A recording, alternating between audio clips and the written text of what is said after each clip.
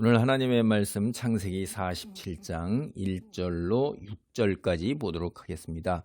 야곱이 이제 자손들과 함께 자기 자식들과 함께 이집트에 정착하게 되는데 바로에게 이제 나아가는 이야기예요. 그 전반부입니다. 요셉이 바로에게 가서 고하여 이르되 내 아버지와 내 형들과 그들의 양과 소와 모든 소유가 가나안 땅에서 와서 고센 땅에 있나이다. 그의 형들 중 5명을 택하여 바로에게 보이니. 여기 이제 참 재미있죠, 이게. 응?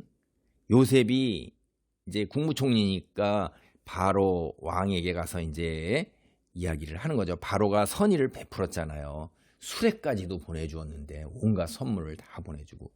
그래서 이제 나아가가지고선 하는 여기에 보면 내 아버지가 내 형들과 양과 소, 그들의 모든 소유, 이게 거지처럼 내려오지 않았다는 거예요.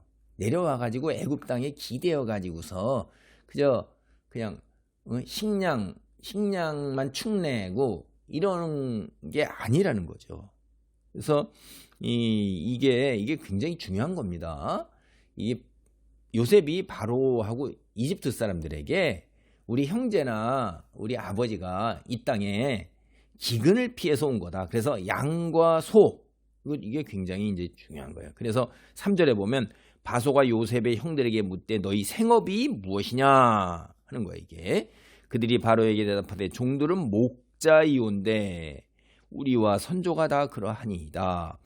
그들이 또 바로에게 고하되 가나안 땅에 기근이 심하여 종들의 양떼를 칠 곳이 없기로 종들이 이곳에 거류하고자 왔사오니 원하건대 종들로 고센 땅에 살게 하소서. 이게 기근이 심해서 양들이 먹을 풀이 없으니까 양들을 데리고 와서 여기서 우리가 목축을 하려고 그러는 거지, 먹을 것이 하나도 없어서 살기 위해서 이 땅에 왔나이다. 빌부터 먹지 않는다는 거예요. 이거 굉장히 중요한 겁니다. 우리가 잘 생각해 보셔야 돼요. 이게 빌부터 먹는다 이렇게 될 때 바로가 그거 좋아하겠습니까? 이집트 사람들이 좋아하겠어요? 요셉이 아무리 온 이집트의 위상을 높였고 온 세상의 이름을 높이면서 경제적 풍요를 아직도 먹을 식량을 넉넉하게 가지고 있다 할지라도 와서 빌부터 먹는 사람을 좋아하는 사람은 없다 이 말이에요. 그러니까 이게 요셉은 이 점을 굉장히 중요하게 생각하는 거예요. 여러분들 이거 우리가 현실 세상에서 잘 생각하셔야 돼요. 공로 없이 빌부터 먹는다는 거, 이거 별로 좋은 거 아닙니다. 현실 속의 삶에서. 이제 재밌는 것은 그의 형들 중에서 5명을 택했다는 거예요. 그러니까 12명이 있는데 베냐민하고 요셉을 빼면 10명이죠. 절반만 택한 거예요. 왜 5명을 택했을까요? 이 성경을 보면 요셉 이야기에서는 숫자 5가 계속해서 나와요. 베냐민에게 음식을 5배나 더 주었죠. 그리고 베냐민을 가나안으로 떠내보낼 때 옷을 5벌을 주었어요. 형들을 만났을 때 아직도 기근이 5년이나 남아있어요. 그리고 바로의 꿈을 꾼 다음 7년 동안 풍년이 듭니다. 이제 이럴 때 사람들에게 5분의 1씩 거두어서 비축해 놨어요.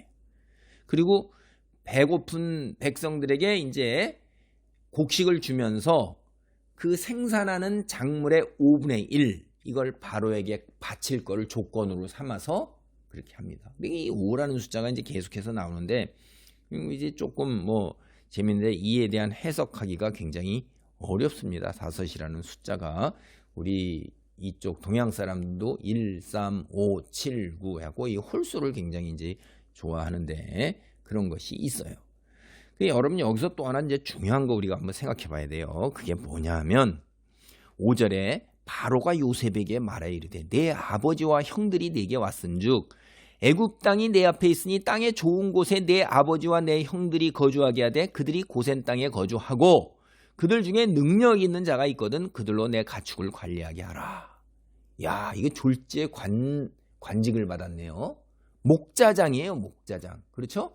우리가 훗날 뒤에 가서 사울의 목자장이 누구예요? 에돔 사람 도액이잖아요. 에돔 사람 도액이 다윗을 대적하는데 앞장서서 노베에 있는 제사장 85명을 다 죽인단 말이에요. 그 가족과 가축까지 다 진멸한단 말이에요. 이 목자장이라는 게 굉장히 뭐 아무것도 아닌 것 같아요? 그렇지 않습니다. 왕권이에요, 이게. 이게 이제 이 요셉 집안에 대해서 어쩌고 저쩌고 그러면 그거는 곧 그 가축을 관리하고 땅을 관리하고 이럴 때 이 요셉이 그냥 형들이 그냥 가서 있을 때 야, 너 저리 가. 네가 뭔데? 뭐 이렇게 하면 가축 이방인이잖아요. 애굽 사람에게 밀려서 그냥 절로 가야 되는 거예요. 그런데 너 저로 가. 이렇게 얘기하면 여기 내가 지금 뭐 하고 있느냐? 왕의 가축을 돌보고 있나이다 하면서 내 가축도 같이 끌고 와서 옆에서 먹일 수가 있잖아요. 왕의 가축이라는 말이에요. 너 왕권을 도전하는 거예요, 이거. 못 건드는 겁니다, 이게. 이게 관직이라는 게 이게 굉장히 무서운 거예요. 근데 이게 어떻게 해서 그렇게 됐어요? 요셉으로 말미암아서 바로가 이 형제들에게 가족들에게 선처를 베푸는 거예요. 관직을 내려주는 거예요. 이거 순전히 바로가 내리는 은혜입니다. 일방적인 거예요. 뭘 잘했어요?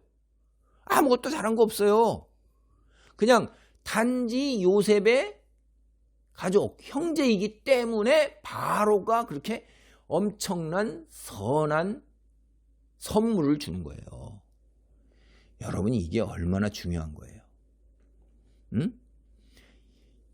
다시 제가 얘기하지만 이게 대단한 관직으로 바로의 특권과 특별한 보호예요. 이집트 왕의 권위에 도전하지 못하도록 하는 그 놀라운 것을 이렇게 바로가 허락해 준 거예요. 여러분은 그리스도인은 어떻게 해서 그리스도인이 됐나요? 여러분 이거 기억하셔야 돼요. 우리는 하나님께서 아무 공로 없이 받은 거예요. 우리를 은혜를 베푸신 거예요. 은혜라는 게 뭐예요? 선물이잖아요. 뭘로 선물을 받았어요? 우리 아무것도 한 게 없어요. 우리가 행위로 구원을 받는다. 그래서 선행을 베풀어야 된다. 그 다음에 우리가 그 구원을 받은 것에 이후에 구원을 받았다는 것을 우리가 행위로 증명을 해야 된다. 이렇게 만약 그 행위가 증명이 되지 않는다면 우리는 구원에 이르지 못한다. 그러니까 행위의 열매가 없으면 구원에 이르지 못한다.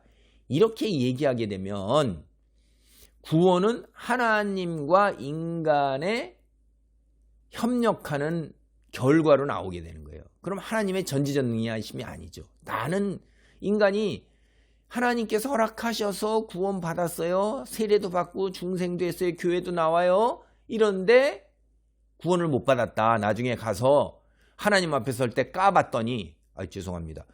이렇게 딱 뚜껑을 열어봤더니 하나님이 너는 지옥.